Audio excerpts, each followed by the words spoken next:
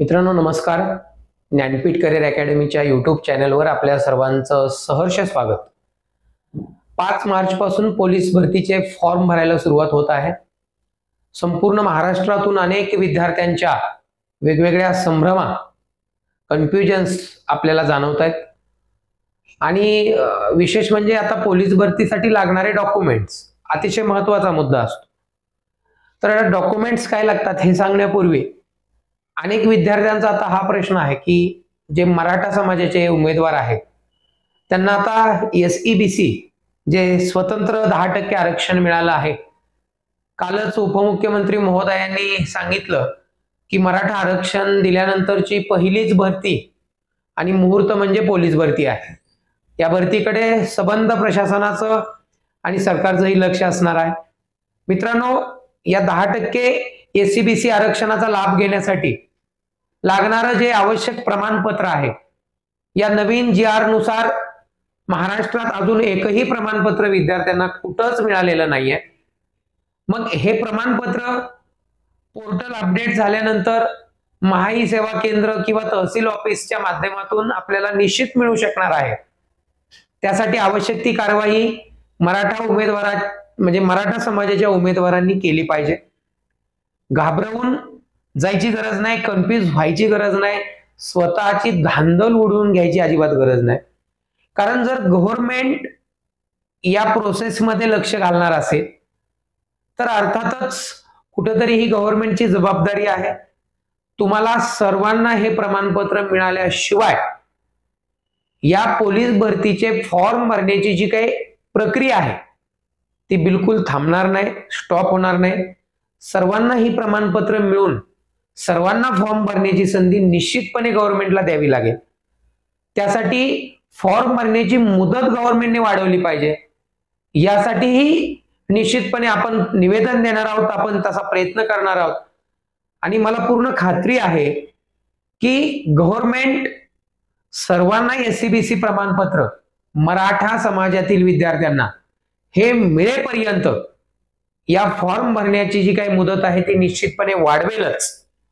मात्र गाफील सुद्धा न राहता आपण प्रमाणपत्र मिळायला सुरू झाल्याचं समजल्यानंतर लगेचच त्यासाठीची कारवाई केली पाहिजे.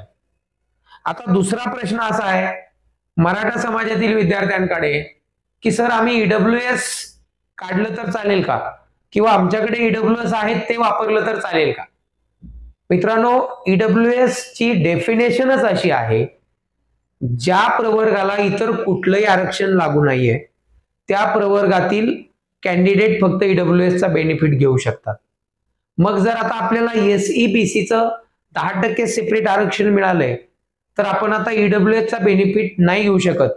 मराठा कॅटेगरी मधले उमेदवार EWS चा बेनिफिट आता नाही घेऊ शकत. त्यामुळं EWS जरी काढलेलं असलं तरी त्याचा आपल्याला आता EWS म्हणून वापर करणं शक्य होणार नाही आहे. त्यासोबत अनेक विद्यार्थ्यांचे प्रश्न असे आहेत की सर आम्ही कुणबी प्रमाणपत्र घेतलंय, आम्हाला OBC प्रमाणपत्र मिळालंय, मग आता आम्ही SEBC पण काढायचं का. तर अजिबात गरज नाही.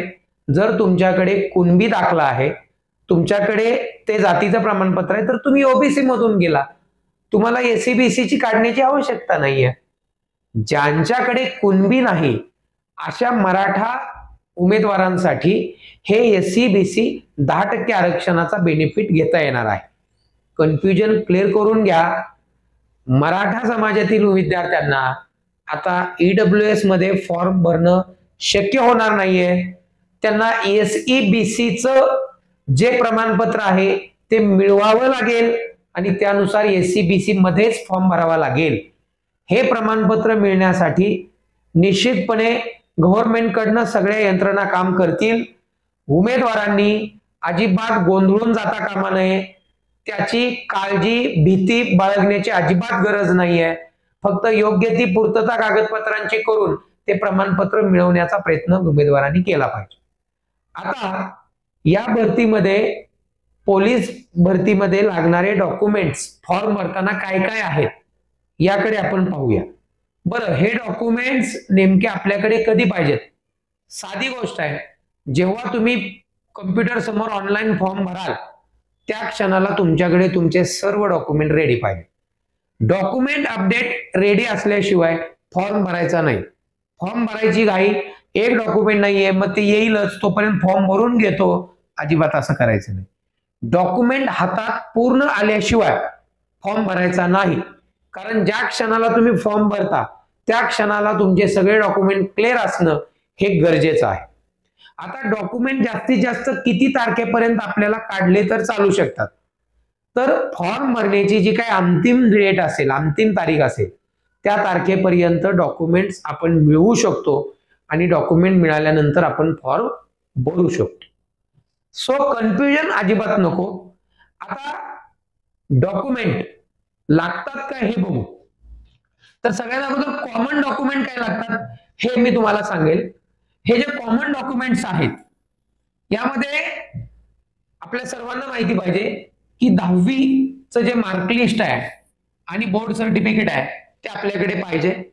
विशेषतः 10वीच्या बोर्ड सर्टिफिकेटवर आपली जन्मतारीख असते, आपल्याकडे व्यवस्थितपणे ती जन्मतारीख चेक करा। त्यासोबतच 12वीचं मार्कलिस्ट आणि बोर्ड सर्टिफिकेट गरजेचं आहे। काही विद्यार्थी डिप्लोमा केलेले आहेत, सो त्यांचं पण असं कन्फ्युजन आहे की सर डिप्लोमा चालतो का।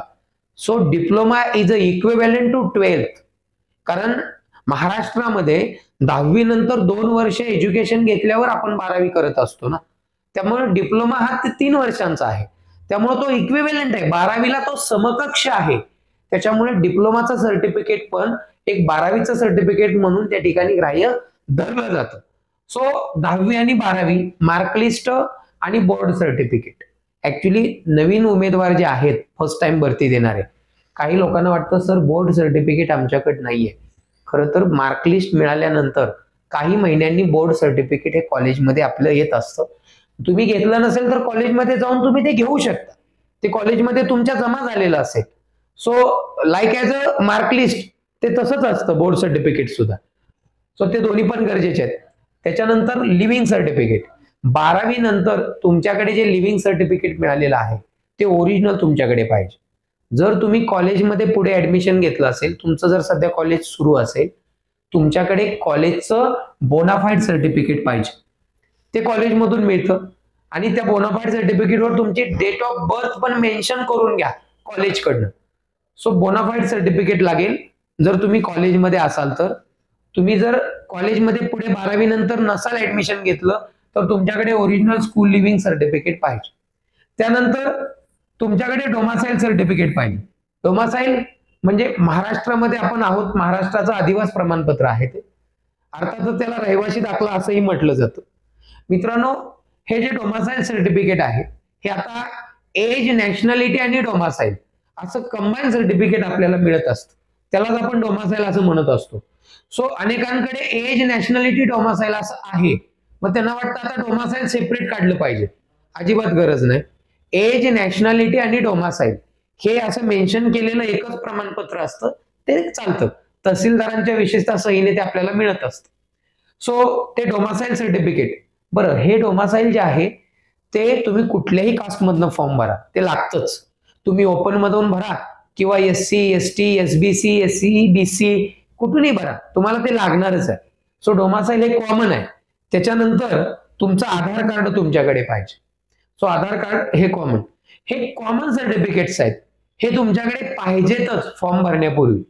आता जर तुमच्यापैकी एखाद्या उमेदवाराला, ड्रायव्हरला, चालकला फॉर्म भरायचा असेल तर त्याच्याकडे ड्रायव्हिंग लायसन्स पाहिजे, LMV लाईट मोटर व्हेकल, किमान LMV ह्याचं लायसन्स तुमच्याकडे असलं पाहिजे जर तुम्हाला चालक मधून फॉर्म भरायचा असेल। तुमच्याकडे जर होमगार्ड मधून तुम्ही फॉर्म भरणार असेल, जे विद्यार्थी होमगार्डचे आहेत त्यांना होमगार्डचं जे सर्टिफिकेट आहे आफ्टर 3 इयर्स त्यांना मिळतं, ते त्यांना त्या ठिकाणी फॉर्म भरताना पाहिजे। मागच्या भरतीमध्ये NCC ज्यांची झाली आहे त्यांना सुद्धा त्याचा लाभ घेता आलाय, तर NCC चं जे C कॅटेगरीचं सर्टिफिकेट आहे, C ग्रेडचं, ते तुमच्याकडे असेल तर तुम्ही फॉर्म भरताना जर ऑप्शन आला की NCC आहे का, तर तुम्ही तो आहे म्हणू शकता। तुमच्याकडे NCC C ग्रेडचं सर्टिफिकेट असेल तर तुम्ही फॉर्म त्याचा मदत करू शकता। ऍक्च्युली नसेल तर काही प्रॉब्लेम नाही, पण ज्यांच्याकडे आहे ते त्याचा बेनिफिट घेऊ शकतात। आता यासोबत जे विद्यार्थी स्पोर्ट कोट्यामधून फॉर्म भरणार आहेत त्यांना त्यांच्या स्पोर्टचं जे सर्टिफिकेट आहे ते DSO कडनं, डिव्हिजनल स्पोर्ट ऑफिस मधून व्हेरीफाईड झालेलं असणं गरजेचं आहे, तरच तुम्ही स्पोर्ट कोट्याचा फायदा घेऊ शकता. स्टेट लेवलला किंवा नॅशनल लेवलला तुम्हाला जर मेडल असेल तर तुम्ही त्या स्पोर्टचा बेनिफिट घेऊ शकता. मग ते स्पोर्टचं प्रमाणपत्र DSO मध्ये जाऊन तुम्ही व्हेरीफाय करून घेणं गरजेचं आहे, जेणेकरून तुम्हाला स्पोर्ट कोट्याचा बेनिफिट घेता. हा विषय स्पोर्टवाल्यांसाठी आहे. एनसीसीचा विषय, एनसीसीचा C ग्रेड असेल तर त्यांच्यासाठी आहे. पण ज्यांना एनसीसी किंवा स्पोर्टशी काही संबंध नाहीये त्यांना हे कॉमन डॉक्युमेंट आहेत, हे तर सगळ्यांनाच लागणार आहे, त्यामध्ये काही वादच नाही. आता यासोबत कास्ट नुसार इतर अजून कोणते डॉक्युमेंट्स लागतात हे आपण पाहूया.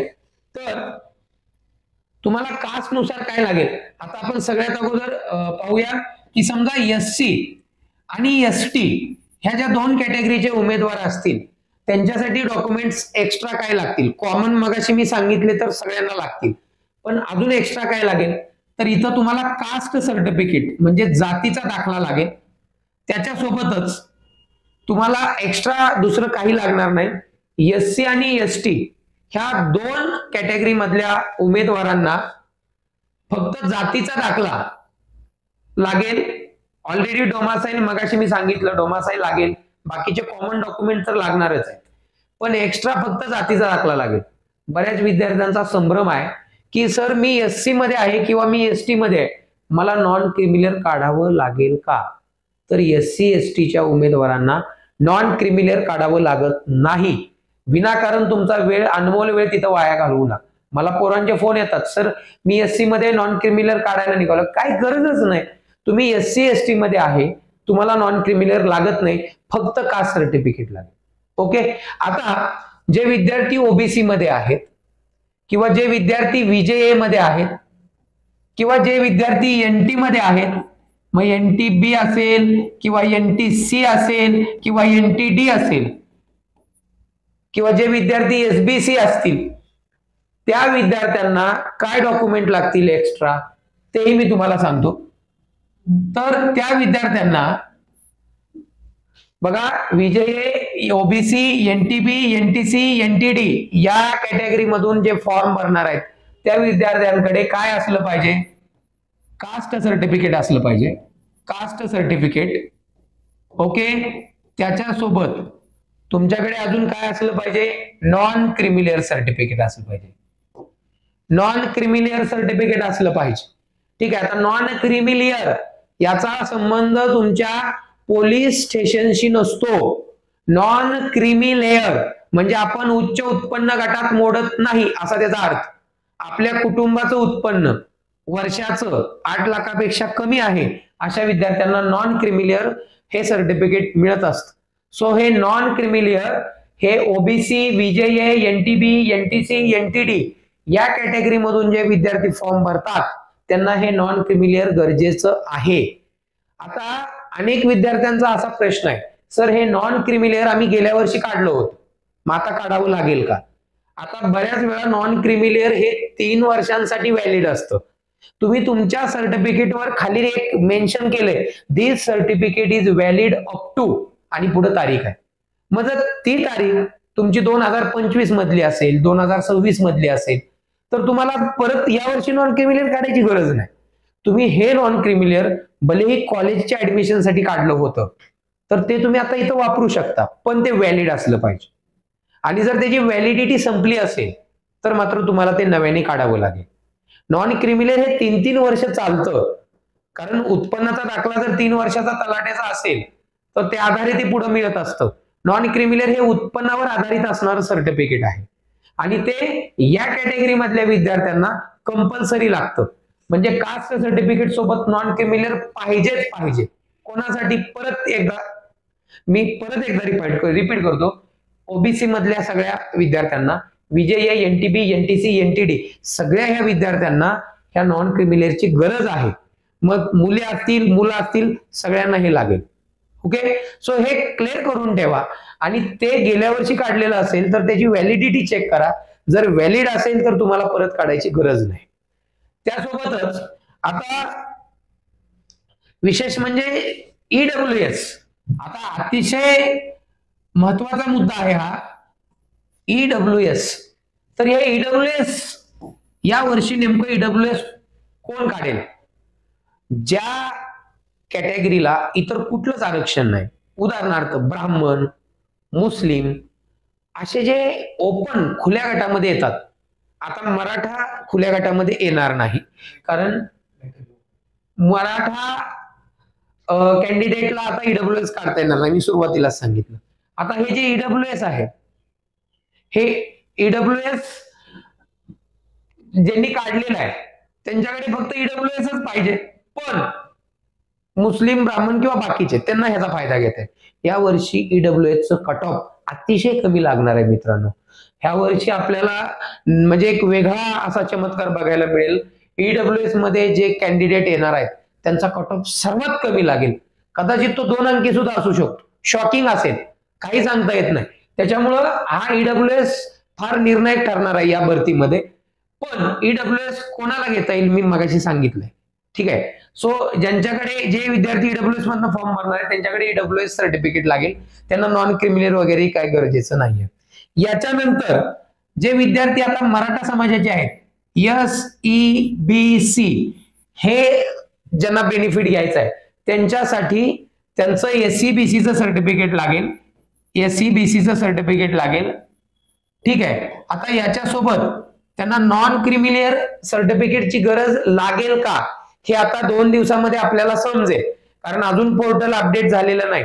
मग जर SEBC सर्टिफिकेट काढलं तर त्यासोबत नॉन क्रिमिनल पण काढावं लागेल का हे आपल्याला गव्हर्नमेंट कडनं आता एक येणाऱ्या 2-3 दिवसामध्ये समजेल. जर लागलं तर SEBC सोबत आपण नॉन क्रिमिनल सुद्धा त्या ठिकाणी काढावं लागेल.